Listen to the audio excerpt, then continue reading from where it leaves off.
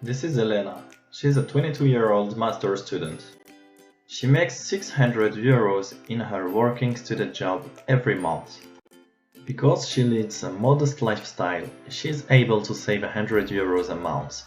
She is wondering what she should do with that extra money. Due to negative interest rates at her saving bank, she doesn't want to keep her money in the account, as it would decrease over time. She is looking for other options where she can actually profit from the global investment market and increase her asset status. Elena talks to her bank and schedules an appointment with an investment advisor to find out how they can be of help when it comes to investing her money. But she quickly finds out that with her financial resources she won't be able to meet minimum capital requirements, and even if she would be able to, fees would take up a big chunk of her investment gains.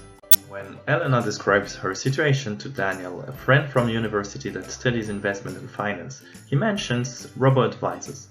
Daniel thinks they are a great option for Elena to invest her money and recommends her to further look into that. So, Elena begins to research everything she can find out about Robo advisors.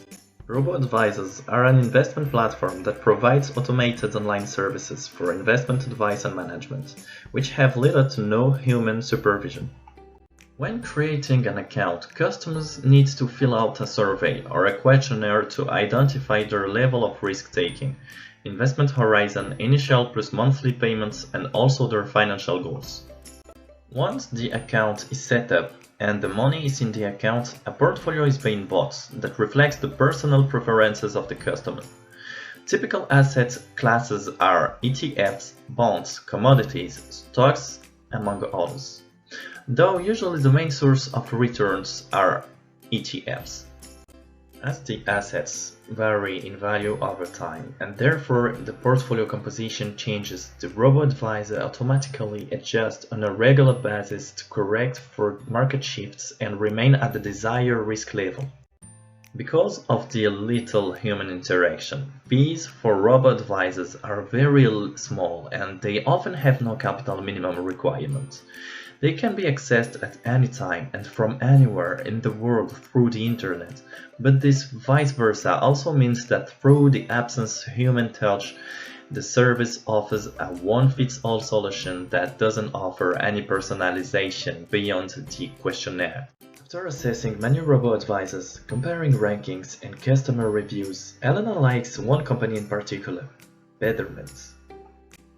Their main offering is divided into cash, invest, and retire. As Elena is foremost interested in increasing her money, the areas of invest and retire are the ones relevant for her. Invest is usually for a certain time frame, while retire takes advantage of taxable and tax advantageous accounts, which is just applicable in the US. Accounts are very easy to set up. Elena just needs to enter her age, annual income, and an investment goal she seeks to reach. Instead of the typical risk-related questions, possible portfolios with different compositions of assets are shown and their respective risk. Customers can then adjust the preferred risk level by changing percentages of the assets. Betterment offers 5 different types of portfolios. Standard Betterment portfolio, consisting of globally diversified stock and bonds ETFs. Socially responsible portfolio, only investing in ETFs with stocks that are well governed and score well on environmental and social impact. Goldman Sachs Smart Beta portfolio, attempts to outperform the market. Income focused, all bond portfolio made up of BlackRock ETFs. The flexible portfolio, constructed from the same individual asset classes as the standard portfolio but defines the weights by preferences. Even though the socially responsible portfolio sounds great, the stocks beside large cap firms and emerging markets meet hardly the minimum socially responsible criteria, which makes the promise of this option only part true.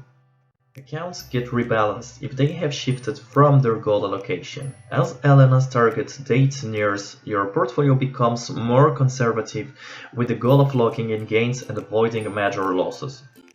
Having this automated risk reallocation is one of the primary reasons robo-advisors have become so popular. These are standard portfolio management techniques that most investors do not have the time or dedication to actually implement.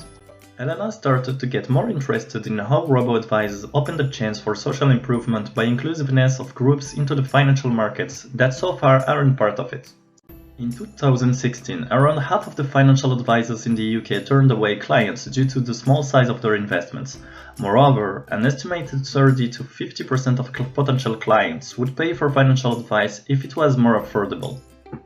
By having no minimal capital requirements for receiving advice on sophisticated investment vehicles, to begin with a lot if population groups have the possibility to invest and get access of advice that wasn't available in the past through robo-advisors. Such groups are students, young professionals, low-income families, refugees, anyone who failed to build up the capital or lost it. In addition, it is not just any advice but betterment than the normal robo-advisor give reasonable investment recommendations that are number and fact-based, making it attractive. It also excludes biases and human failure that might have been more present with less educated financial advisors that, as a consequence, were more affordable. Another reason why robo-advisors could increase inclusiveness is that people who lack financial literacy might be ashamed of how little they know and fear to be judged. With a robo-advisor, this is not an issue as no human interaction takes place. Elena is wondering, what is the legal landscape around robo-advisors? Is she protected, and are there any standards the companies have to comply with? Digital advice services fall under the same regulatory requirements as traditional financial advisors and are therefore supervised by the same authorities as traditional financial advisors. Authority supervisors such as the SEC and FINRA in the US, the FCA in the UK, BaFin in Germany, and AMF in France. In a late 2016 survey by the IOSCO, supervisors in the US, the UK, and Germany reported that existing rules appear to be sufficient for now at least to cover automated advice tools. Supervisors in France and the Netherlands reported they are still assessing whether additional rules of safeguards are needed. There are still no regulations or laws specific to robo-advisors that create a clear compliance framework, but proper regulation and supervision will be a key determinant of the success of robo-advisors. Regulators around the world have stated that they would have to develop new skills to supervise robo-advisors effectively. Different points of focus for regulators. Have the technical capacity to assess robo-advisors' algorithm. Understand how automated profiling of client works. Consumer education. Other issues like cybersecurity and data privacy. But regulatory complexity is also a barrier to the functioning of the European robo-advisor market. In such a complex environment, the principle of technology-neutral regulations becomes particularly important to facilitating innovation. Regulators are trying to craft technology-neutral rules which do not hinder innovation but still protect investors. In summary, the primary justifications for consumer financial services regulation are the following.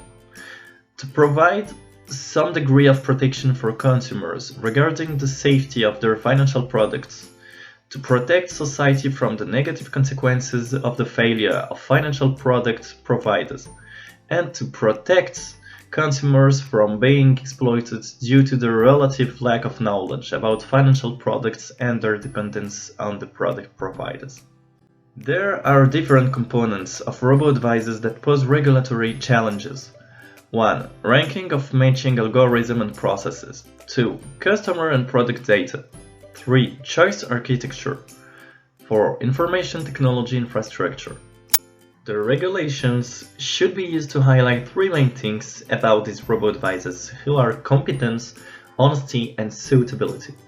But these regulations will have to deal with several things such as the pressures of powerful financial companies, and not discourage innovation by acting as a barrier to market entry.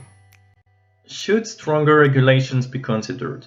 Opinions differ, but as long as a registered investment advisor reviews the performance of their automated tools and can press the big red button if something goes wrong, there is no need to regulate the tools of advisors if they are regulated themselves.